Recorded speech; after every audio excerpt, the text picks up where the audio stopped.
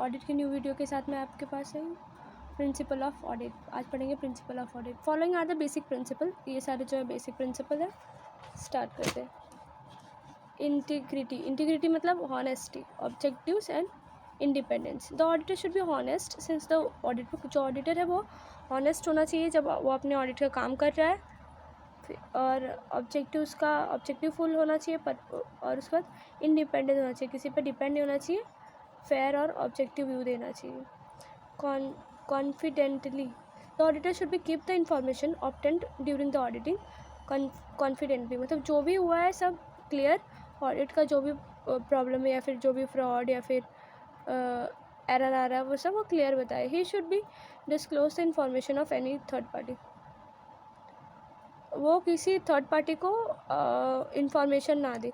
He should be shut keep his eyes and ears open in the mouth shut, ज़ुबान पे लगाम लगा के अपने आइज और ईयर्स को ओपन रखे।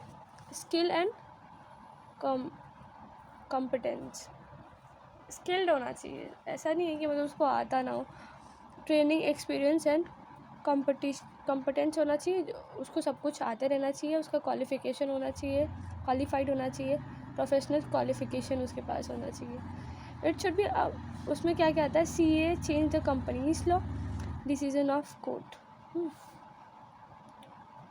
मैटरलिटी, auditor should be consider a materiality when the conducted the audit information of matter and it is misstatement could be influence economic discussion or user material matter are important for the true or fair view।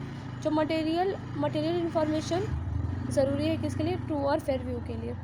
Work performance by other, जो other के work performance है वो भी इस पर depend करता है। The auditor should be careful होना चाहिए, सुपरविज़न और उसके बाद रिव्यू ऑफ द वर्क का रिव्यू देना चाहिए।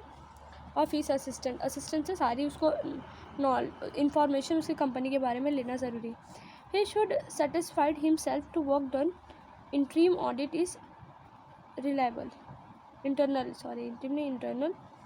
रिलायबल, मतलब वो सारे इंटरनल पूरा प्रॉपर उसको खुद को उसको सेटिस्फैक्शन होना चाहिए ऑडिट करने के बाद। He should be satisfied himself to work done to another auditor, बाकी जितने भी ऑडिटर है सबसे, मतलब ब्रांच के भी कुछ ऑडिटर्स होते हैं जो कि साथ देते, तो सबसे अपना वर्क डन करा लिया, ये भी उसको सेटिस्फैक्शन होना चाहिए।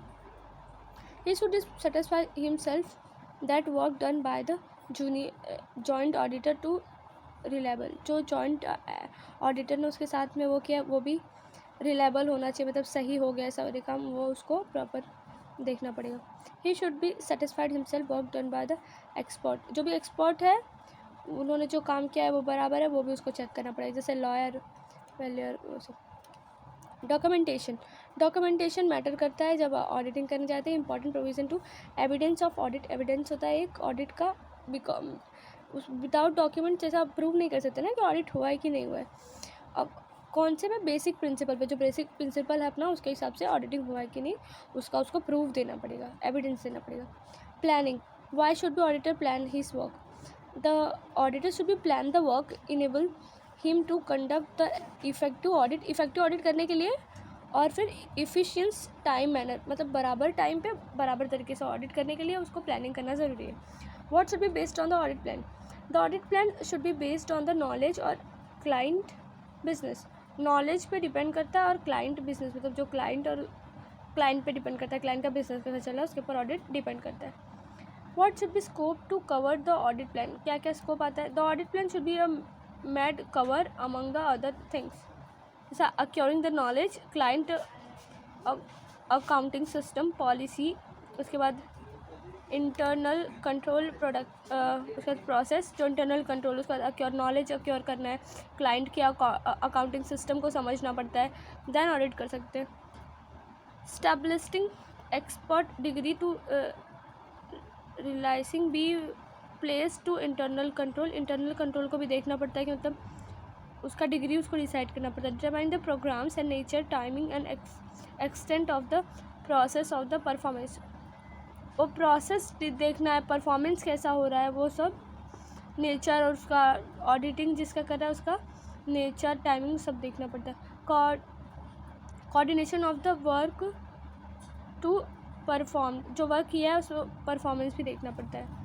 फिर ऑडिट एविडेंस, ऑडिट एविडेंस क्या होता है? The audit should be obtained audit evidence enable to himself draw responsible conclusion there from the basis of opinion and financial information. उसको देखना पड़ता है फाइनेंशियल, उसका एविडेंस उसके पास होना चाहिए, उसको बनाना पड़ता है उसका एविडेंस किसके लिए? ओपिनियन के लिए, फाइनेंशियल इंफॉर्मेशन के ओपिनियन के लिए।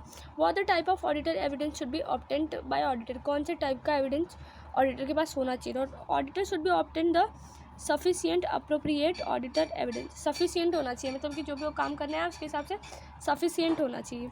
What should be order obtain the audit evidence, क्यों लेने का है audit evidence? The auditor should be obtain the evidence throughout the performance of compliance and subsequent process, मतलब जो भी प्रोसेस हुआ है उसको प्रॉपर दिखाने के लिए उसको करना पड़ेगा। What the meant by the compliance process, अभी ऐसा ज़रूरी नहीं है कि जितना जितना इसमें लिखा है पूरे पूरे पॉइंट लिखना है, 2-3 पॉइंट लिख दिया बहुत है, ठीक है।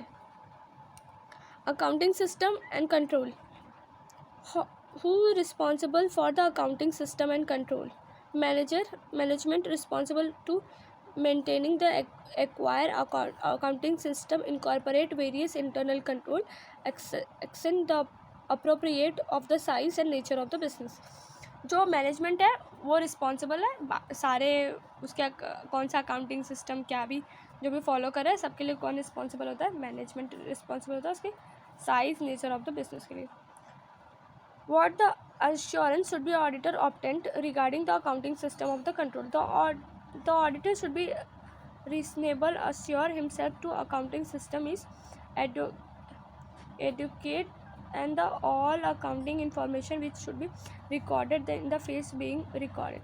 Internal control normally contributed such a assertion, मतलब क्या रिस्पॉन्सिबिलिटी लेनी पड़ती है, उसको बराबर करना पड़ता है, कंट्रोल रखना पड़ता है पूरे ऑडिटिंग सिस्टम पे, क्योंकि what should be auditor responsibility to regarding the accounting system and control? Accounting system के रिगार्डिंग क्या है? Acquiring the system related internal control should be study और इन, मतलब उसके बारे में उसके टाइमिंग नेचर उसके बारे में जानना ज़रूरी है, जो प्रोसेस कर रहे हैं उसके बारे में जानना ज़रूरी है। ऑडिटर कंक्लूजन, उसका क्या जो भी किया जो भी प्रोसेस किया उसका क्या कंक्लूजन निकल रहा है? What should be basic auditor opinion, auditor का ओपिनियन क्या होता है? The auditor should be review assess to conclusion drawn from the evidence obtained from the knowledge of the business entity and the express the opinion of the final information. वो review देता है, assess करता है, conclusion निकालता है और उसको लिखता है। ड्रॉ करना मतलब लिखना, मतलब कहीं पे जमा करना एविडेंस को, फिर उसके बाद वो अपने नॉलेज के हिसाब से बिजनेस एंटिटी के बारे में ओपिनियन दे सकता है, फाइनेंशियल इंफॉर्मेशन देता है। What should be involve to review और असेसमेंट ऑफ ऑडिट, क्या इन्वॉल्व होता है रिव्यू और असेसमेंट में? The financial information has been prepare using the acceptable accounting policy, जो अकाउंटिंग पॉलिसी एक्सेप्टेबल है, मतलब उसको एक्सेप्ट किया जा सकता है, वो वाली अकाउंटिंग पॉलिसी यूज़ होनी चाहिए पहला। The financial information completely with the relevant regulation and the status requirement, relevant regulation होना चाहिए, मतलब बराबर होना चाहिए। The advocate disclosure of all material matter relevant and the proper presentation of the financial information, financial information का proper presentation करें और अच्छे से डिस्क्लोज करें एविडेंस से। Audit report, what should be auditor report content? The auditor report should be obtain the clear writing expression of opinion, मतलब clear writing, जो भी वो लिख रहा है वो क्लियरली रिटन होना चाहिए और उसका जो ओपिनियन है वो प्रॉपर होना चाहिए, क्लियर होना चाहिए। What does you unqualified auditor opinion indicate, मतलब ऑडिटर क्वालिफाइड नहीं है, मतलब उसके ज़्यादा नॉलेज नहीं है, ये कब दिखता है? जब satisfaction of all material is respect to the matter is detail, देखना पड़ता है सारा, जो मतलब ऑडिटर को पहले सेटिस्फेक्शन होना चाहिए, मतलब जब वो कुछ प्रॉब्लम भी रहती है तो भी उसको समझ में नहीं आता, तो यही होगा। above the S may be leaded down the pressure under the relevant agreement and state regulation in the case of may be, मतलब कि कुछ गलत हो जाता है, रेगुलेशन फॉलो नहीं करता है, तब वो क्या है, अनक्वालिफाइड ऑडिटर इसे प्रूव होता है. What the auditor responsibility when the qualified opinion. तो qualified opinion adverse opinion to disclaimer of the opinion is given to reservation opinion may any matter of the mad the auditor should be stated the reason therefore.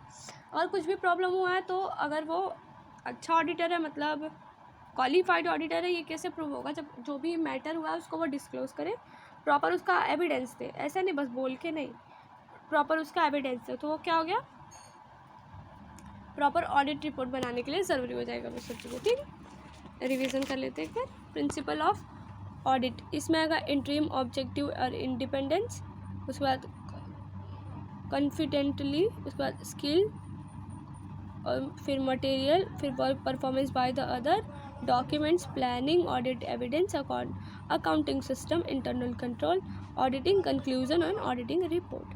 Audit का report चाहिए रहेगा, audit का conclusion निकालना पड़ेगा उसको एक report proper करने के लिए. ये पूरा प्रिंसिपल है, इसको फॉलो करके एक ऑडिटर अपना पूरा ऑडिट रिपोर्ट क्लियर करता है. ठीक है, thank you for watching, wait for next video.